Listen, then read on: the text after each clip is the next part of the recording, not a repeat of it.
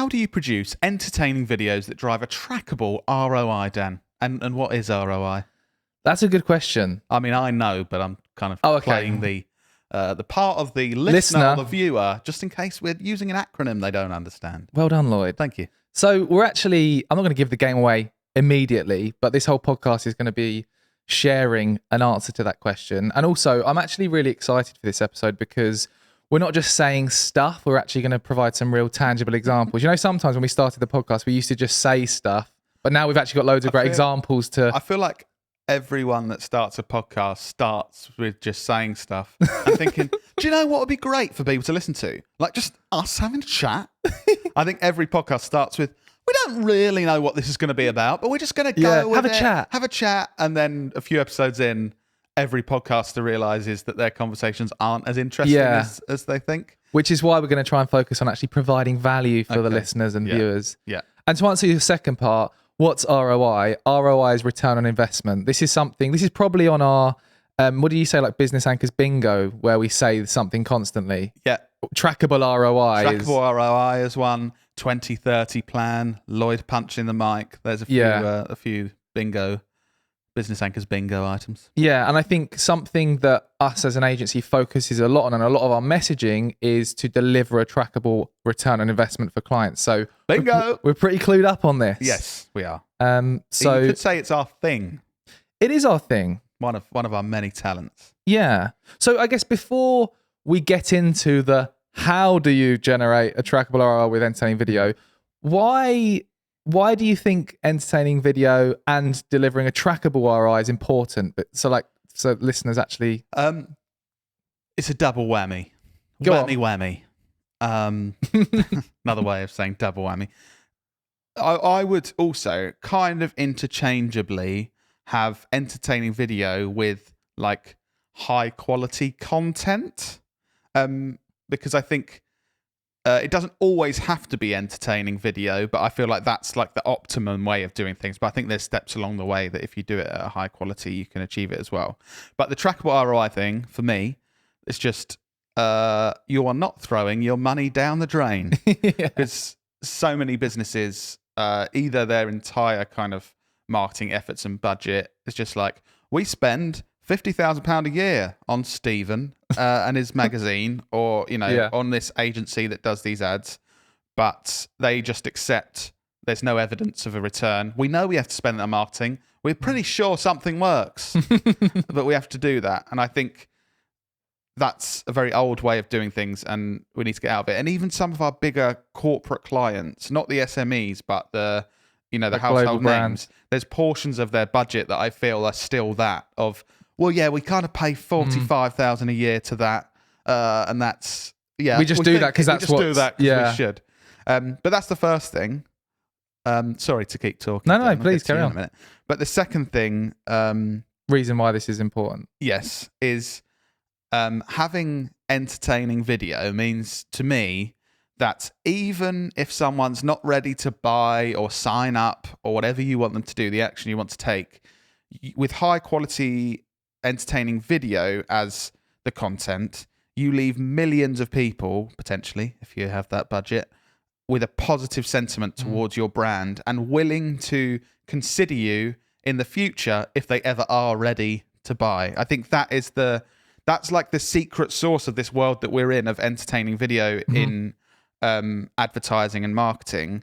It's we might be comparable to some other marketing channels if it's on the return on investment immediately, sometimes for some clients. But the other side of it, where other ways of advertising, it's like, oh yeah, I didn't buy from them, and their shit ad has been following me around the internet for weeks, and I'm never consider working with them. Whereas with entertaining video, they come out of it going, I'm not ready to trim my body hair right now. But if I ever want to trim my body hair, I'm going to go with Manscaped, because I've seen their ads for the last 2 years. And they're really good. And I think the quality of their products looks great. And I've been entertained by their advertising. And I think entertaining content is disarming as well. Like, consumers nowadays are so aware of advertising and so like people don't like being advertised to and feel like, oh, someone's trying to sell me something. So having that entertaining take on content as a first touch point, people like their barrier goes down. They're not thinking, oh, who's this company trying to sell me stuff? They're thinking, oh my God, I love that piece of content. And then they're disarmed for you to sell to them when they're kind of ready. And now in the marketing and, the digital marketing world has been around now for a couple of decades, but it's so that effect is so scalable now. Like I realized when I was prepping for this podcast, I was thinking of examples. So one of them was Manscaped, where I was like, I would genuinely consider buying one of their things. Another one, so Ryanair's TikToks. I was thinking, they're brilliant if you so genuinely, I had quite a negative view of Ryanair, I'd say, for the past maybe 5 years. I had a couple of flights and I was like, oh, this is just cheap and a bit rubbish. And then I realised now, I follow their TikTok, I find it funny. And they've got this subtle humour of taking the mick out of themselves. That they're cheap and rubbish. Knowing that they're a bit cheap. And like, you get what you pay for. It's like the value. But, if you're paying 20 quid for a flight, you're not going to get the best entertainment or the most comfy seats. And it's genuinely, I would book a Ryanair flight. Yeah. And because it feels like they're not trying to trick you. Yeah. They're openly saying, like, we are cheap and a bit shit, but that's what you're paying for. And this is what I'm saying with their TikTok. It's scalable. So that's me as an individual. They've got one customer back. I'll probably, in the next couple of years, I'll book a Ryanair flight that I wouldn't have. But they're going to have that effect on millions of people over the next few years. Yeah. Tens of millions, hundreds of millions of people. And that will have a massive effect on their business. And the really clever part of their marketing on TikTok that we focus on as well with the campaigns we run is it's highly relatable. Like when the situations they're presenting in a comedic way on TikTok are super relatable to the experience of being on a flight. Like when you've got a crying baby, they've done videos of like sort of poking fun at that. Yeah. So it's super relatable and it's really shareable as well. When the kind of mask is being taken off these big corporate like household names, some of them are still doing it where everything you see is extremely highly polished. But it's really interesting to see that shift in making, even with the massive businesses, taking the mask off and not everything being highly polished and being a bit more relatable. And it's really interesting to see some of the bigger brands having really positive impact with having really positive impact with that. It makes the brand more relatable though. It makes you feel like they're a normal like person rather than this massive company. Which is hard to do because if you think these big corporations, you could if you look at Ryanair as a business, I've read things in the past about them not treating their staff very well. But now they've made cool TikTok videos. You don't mind that. But this is the strange thing. That's what I'm saying, how crazy it is. Then they get one relatable person. Well, it seems like one relatable person running a TikTok You're so account. easy to manipulate, Lloyd. But I think as humans, we are. Do you see what I mean? It could be this horrible, like Amazon do it all the time. This horrible mess up, right? Serve a relatable video to Lloyd and he'll buy your product. Yeah. No, but that I do think as humans, we are like that. Like, we're forgiving. Now I think Ryanair is this 23-year-old social media manager that's got a really good sense of humour. Yeah. And is really relatable. You relate to it. And I'm like, yeah, I'll buy a ticket off her. Obviously, she's probably an intern. She's not even being paid. Yeah. But that's what I'm saying. It's crazy that these big corporations can get back into that like relatable side of things when they're it's crazy. I think the just one final thing why this type of, before we get into the how, why this content works so well is it holds the audience's attention long enough to be able to communicate the benefits of your product, to overcome objections of why people don't like your product, and to ultimately sell to them. To sell something to someone, you need their attention. And this is like a hack, inverted commas, to grab their attention and hold it long enough. And that's what we do with the campaigns we run. We create entertaining content that, for example, we are just currently working on a project with someone who sells e-commerce businesses, who's like a broker. And we're developing these really relatable sketches to the audience. Did you just burp? I'm so sorry. Absolute old man moment. Listeners, if anyone heard that, a burp that wasn't meant to come out while Dan was making a really good point came out. I glanced at Pat to see, because he's got the headphones on behind the camera, to see if he Thumbs heard up, he heard and it. He was already sniggering. So Anyway. I'd like to apologise to the public and my family for the offence, of course. The other day was quite funny. You did another old man accidental fart when you stood up in the office. In a meeting with the team. Yeah. So what I was saying, sorry. So we've got this. We work on a project at the moment with a broker who basically helps e-commerce businesses sell their business. We're creating these super relatable sketches that are tap into funny situations that the audience will understand to keep them hooked.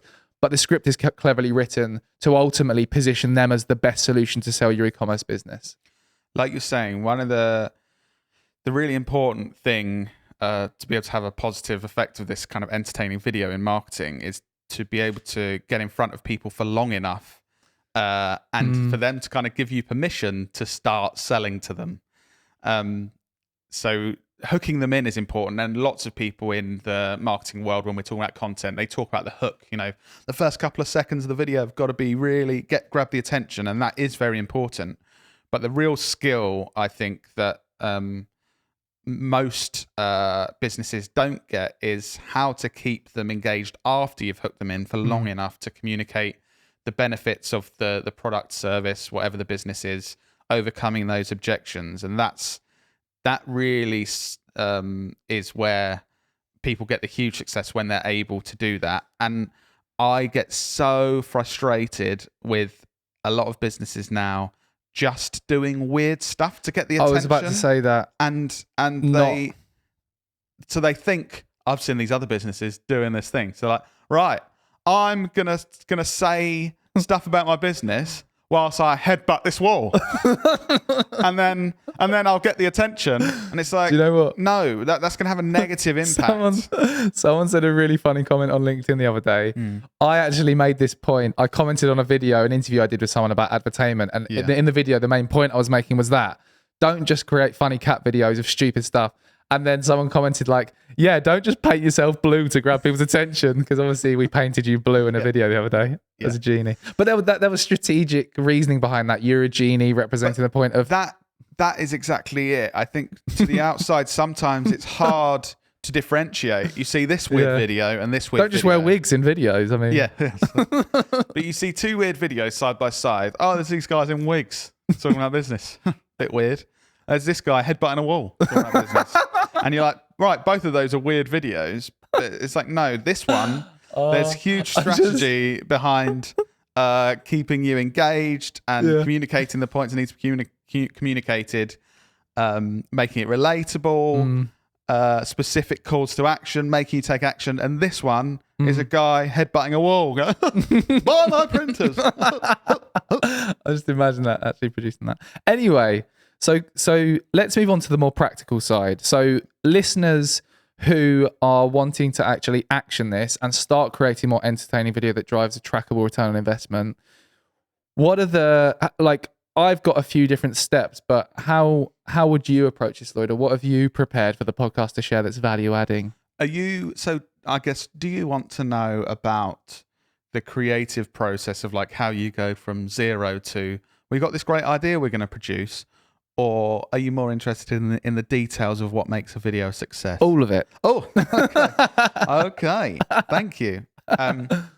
So what are we starting with? Well, as I said previously, because the basics, although we see it as the basics because we're in this world, might not be basic to other people. So as we said, I'll go through kind of a video first before we go through the process. A hook at the start of the video is becoming more and more important. Creative in general in the advertising world online is becoming more and more important. So if the first second of your video isn't good enough to get someone's attention, it doesn't matter if you have an hour after that that's directed by Quentin Tarantino and written by him. No one's going to watch it. So that's the first thing. Can I just... Yes. Let's share some examples of that. Okay. So let me, whilst you're thinking of some, I'm thinking of campaigns we've done in the past. So for example, we did a video promoting an online virtual business event for a big SaaS company. And at the start of the video, the main lead actor jumped out from behind something and there was confetti cannons going off and it's like, whoa, like, and he screamed, he shouted something. I can't remember what it was. Let's do this. Let's do this. Which That was was the it. name of the event we were, yep. Yeah, which is like that. Another approach we've had in the past is putting the most interesting part of a video that we've produced at the start and I think strategically you want to like dangle the carrot at the start of the video and make people have to watch the video to get the answer to what on earth's going on, right? But yeah, any examples you've got? Well, no, I think there's some good examples there. But and moving on to the next stage, which I think is because the hook, most people get that now, but the next stage is where a lot of people make mistakes, I think, and that's put simply, it's making sure the viewer knows the video is for them. So it's about relatability. So if we've got someone talking to the camera in the video, it's kind of presenting something, then it will be mentioning like their job title or the sort of person they are. You're a founder of a company. Yeah, it's like, so vegan 50-year-old woman. Not like that, but that's the kind of thing. You need to make sure you get them hooked in, but they'll drop off if they then think, oh, this is protein powder for bodybuilders, but I'm a 50-year-old woman who likes veganism and yoga. You're not going to keep them in. So something, and it may be just visual of showing them someone that's relatable to them. So you have someone on camera representing them, or it could be literally saying vegans. Yeah. We've done this in the past, like looking back at campaigns we've run with product-based e-commerce businesses where part of the content is like unboxings and reviews, and we've got people who look like the target market to do it because it's like, oh, I look like that. Or, if you see someone that looks like you, it's more Our relatable. data has shown that the best way to sell to a 50-year-old man with grey hair and a beer belly is get a 50-year-old man with grey hair and a beer belly in front of him saying, this is good. That's a very simplified version. That's a simplified version because there's obviously a lot more to that person than his beer belly and being that age. But, if someone's interested in fishing, you've got to get someone that looks like a fisherman in front of them going, bloody hell, this fishing rod's good. That's just so important and something that I think is undervalued in the advertising world because it's easier just to put someone good looking that's a good actor in front of a camera and sell to everyone. And that's what in the past we've done in the TV world. I think, again, thinking back to like some of the campaigns we've run for bigger brands, sometimes we've actually, when we're casting, we've avoided getting the really hunky, beautiful, good looking person because we're trying to appeal to I can't play every role. We're trying to appeal to the more like general dad with a dad bod rather than like a model. Yeah, exactly. So that's a really good point. The second bit after the hook that nearly everyone misses, and then like, why isn't this working? Because you've hooked them in with the headbutt in the wall. Oh, that's weird. And then there's nothing following it up. They think, oh, this isn't for me, so I'll keep scrolling. After that, that's when you've got to keep them engaged to ensure that you have time to persuade them. So obviously the way we do it is making look with comedy and making sure it's entertaining, but also it's about how you edit videos together and how they're composed, making sure there's constant stuff to keep them engaged. So if you want to communicate 12 points in a video, you've got to be putting things in between those points, probably 15 things that are making them go, oh my God, this video is so, oh, what's happening now? Oh, great. Keeping them interested. Just a static shot on someone saying 12 points isn't going to be very interesting. Exactly. If you're making a short video with 1 point, you might get away with just a hook. They know it's for them and then sell to them. That might work. But if you want to get that deeper level of understanding and achieve what we said earlier, millions of people that even if they're not ready to buy, they're considering you in the future. You need to have that stuff to keep them engaged rather than just go, okay, now I've hooked them and now I'm going to sell to them because it's not going to work. So it's the hook, it's making sure it's the person watching it knows it's relatable to them. Yep. It's keeping them engaged with those techniques you've spoken about. And then finally telling them what to do. Don't expect that because you've said all this great stuff about your product, that they're obviously going to click a button and buy it today. Say to them, once you've wowed them and they're like, this is so good, this company looks so great, say, click this button now and buy it, and there's free delivery, and you'll get it in 3 days' time. And also repeatedly as well.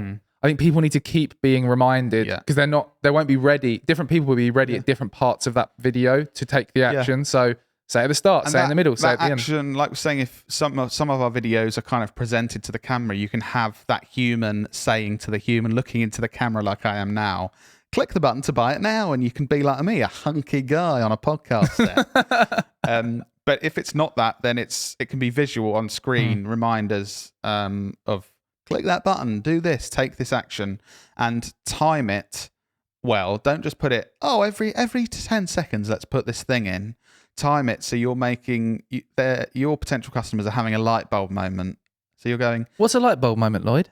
A light bulb moment is when you say something that's so relatable to a situation that your product solves, you make someone go, yeah, that would be good for me. I've got a good example, a recent ad I've seen. Yeah. Have you seen Step 1 boxer shorts? No, I haven't. Okay, so this is definitely, if you want to see these, go on Step 1's Facebook page and you can go down to where it says page transparency and you can see all the ads.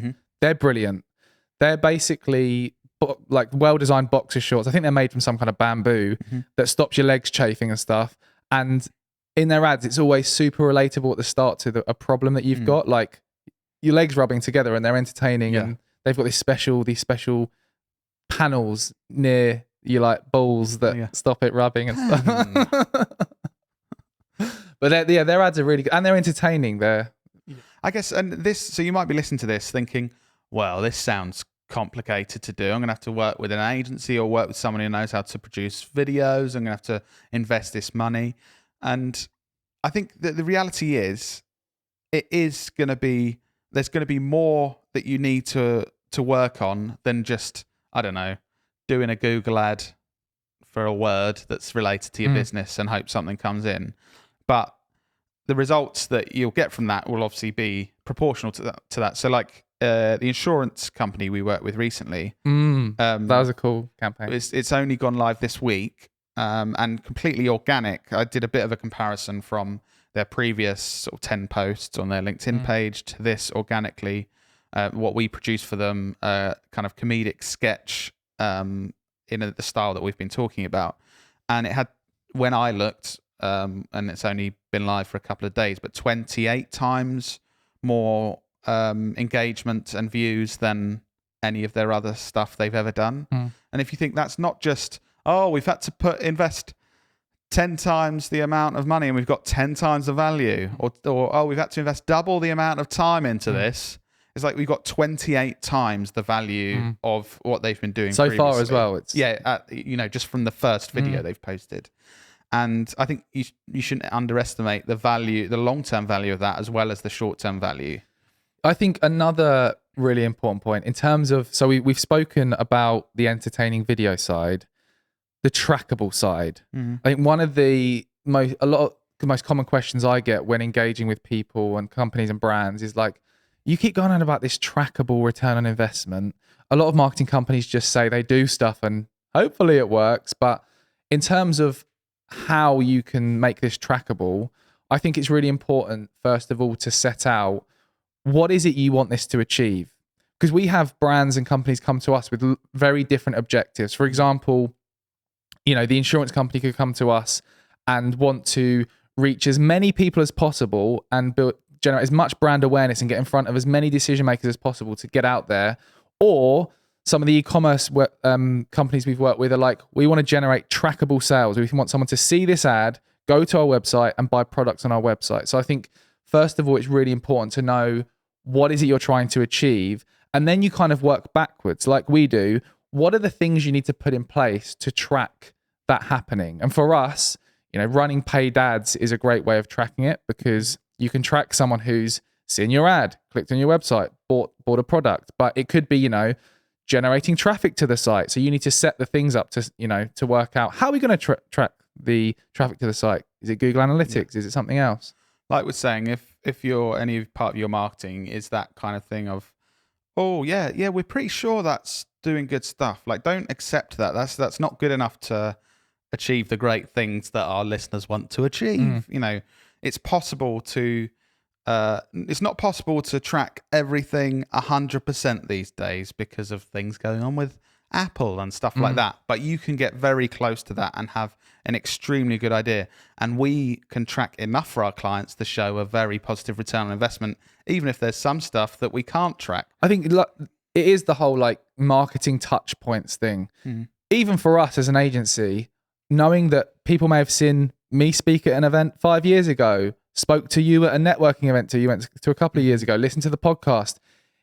It's not easy to track every single one of those touch points, but the things you can track, you can put together a bit of a picture around, oh, this person is in our CRM system because I met them at a networking event and they said they're interested. Oh, and they've filled out this lead form on an ad that we ran, and you can put the pieces of the puzzle together if you've got an effective system to track that, to actually ensure that you're tracking what's working. Because if you're listening to this or watching this and you invest money in marketing and you don't know what you're getting in return, you're literally burning money, because how do you know what you're getting back for what you're actually investing? It shouldn't be what your money you're spending. It's an investment. Yeah. And can I make a final point that's much more fluffy than that very tangible Fluff away stuff you're making? So this is my final thing. Obviously, trackable investment, that's like the numbers. There's no argument. It's like, put this in and get that out. Something I think is really important if you're looking at your marketing and thinking, why is this not working, or how can we improve it? I think whether you work with an agency, whether you employ different people, whether you just change the way you're doing things, having a person or a group of people that have really good empathy and can put themselves in other people's shoes is so important in your marketing. Because if you have people in control of your marketing, that, again, let's go, 60-year-old white male that likes fishing, and you're selling skincare to 14-year-olds, if they don't have the ability to empathize with the target audience and actually think, I'm not the target audience here, how we need to get into the minds of those people, the target audience. What are they wearing? What do they like? What do they, when they listen to music, do they call it a song, a track, a record? Because small things, something like that, if we wrote in a script for a 14-year-old, I just heard this great record, the sort of thing that maybe an older person would think that's how you talk about music. Straight away, you lose that audience and they think, this isn't for me. Like that. Why is that person saying record? Yeah. I don't even know what they would call it. I'd probably call it a track. I'm pretty cool. But it's those small things and those fine details really can have a big impact if you don't get them right and aren't able to put yourself, or at least have some people within your organization that can really put themselves in your customers' shoes. And I think to reinforce that point, if you don't have someone in your company who's got that empathy towards the target market, like a few things to do: speak to your customers, survey your customers. Something that I'm quite proud of with Knowlton is we invest a lot of time in the kind of discovery kickoff call stage with a project where and Lloyd manages this, so I can't take the credit, but we've got a really detailed set of questions that we ask a new customer to really understand who it is they're targeting, the language they're using, the things that are relatable to them, so that even if we didn't have someone who's very specifically in that target market, who can be very empathetic, we've really taken the time to understand what they're like, because otherwise we're just guessing. Yeah, and that's how you get terrible results. Yeah. Oh yeah, 14-year-old girls are probably like this. Yeah, they like fishing too. Cool. So, yeah, I think, do you have anything else to add? I think No, I just wanted to make that point finally. Add some fluff around your really tangible points that you made. I guess one final thing from me as an action, if you're listening, to get started with this, go and... Cool, Knowlton. No, I wasn't going to do that. Okay. Jeez. Go and something that really helps us is looking at other creators for inspiration. Not just other businesses, like, and we've said this in the past, getting inspiration from other content creators out there for how they're producing content recently we've actually released a video a short while ago about budget and taking the mick out of when budget's brought up in a sales conversation. It's doing really well. And we got inspiration from that from a creator on TikTok. So definitely spend time consuming content from different people to get inspiration. Yeah. Who are actually doing good stuff. Don't just get inspired by your industry. If you're trying to make a funny video, who do you think is going to be better? The best comedians in the world or the best comedians in the graphic design space? And on that note, if you've enjoyed this podcast, please let your friend, family member, nan, aunt, dog know about it, because we want more people to listen to this because we enjoy producing it and we put a lot of time and effort into this. Well, I do anyway. Lloyd just turns up and acts like an idiot. DMX used to do that on stage. Do you know? Yeah. If you remember DMX, then please message Lloyd, and we'll see you in your ears next week. See you in your ears next week.